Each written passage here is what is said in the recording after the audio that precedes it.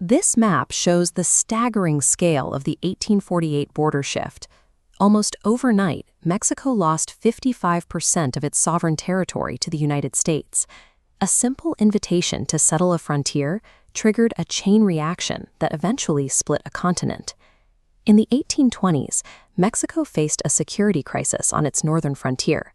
To create a buffer against hostile tribes and foreign squatters, the government invited Anglo-American settlers to the region of Colila y Tejas. This desperate border security measure inadvertently planted the seeds for the nation's eventual geographic dismemberment. Under the Mexican Constitution of 1824, frontier settlements operated within a federalist system, granting newcomers high local autonomy to manage their own land. That local control eroded as cultural frictions mounted. Anglo settlers, or Texians, continued to import enslaved people despite Mexican law, while frequently refusing to pay customs duties or assimilate into Mexican society. Mexico retaliated with the Law of April 6, 1830. This legislation attempted to regain control of the province by banning all further immigration from the United States and enforcing strict new taxes. This cultural collision transformed a mutually beneficial settlement agreement into a volatile powder keg awaiting a political spark. That spark arrived in 1835, when General Antonio López de Santa Anna pivoted from a federalist leader to a centralist dictator. Santa Anna enacted the Siete Leyes, or Seven Laws. This radical shift abolished the 1824 Constitution, stripped the states of their autonomy, and restricted voting rights to the wealthy elite. This political whiplash united an unlikely alliance. Anglo-Texians and native Tejanos, Texas Mexicans, joined forces to revolt against the central government.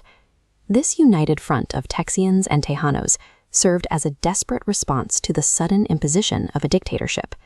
Violence erupted in late 1835. The first shots were fired over a Barab cannon at Gonzales, followed by a grueling siege to capture San Antonio de Bexar. By March 1836, the conflict escalated into a brutal campaign of suppression. Santa Anna's forces achieved total military victories at the Alamo and the Goliad Massacre, where hundreds of prisoners were executed. Terrified by the advancing army, thousands of civilians fled their homes in a mass eastward evacuation known as the Runaway Scrape. The tide turned at San Jacinto in April 1836. In a surprise afternoon attack, General Sam Houston's forces routed the Mexican army in just 18 minutes. The lightning victory led to Santa Anna's capture and the birth of the independent Republic of Texas. Military brutality intended to crush the rebellion instead forged a new nation, permanently severing Texas from Mexican control. In 1845, the United States annexed Texas. Mexico, having never formally recognized Texan independence, immediately severed diplomatic relations with Washington. A geographic dispute divided the two nations. Texas claimed its border reached the Rio Grande, while Mexico insisted the boundary stopped further north at the Nueces River.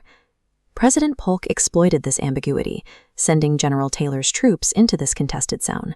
In April 1846, Mexican cavalry clashed with U.S. scouts in the disputed territory.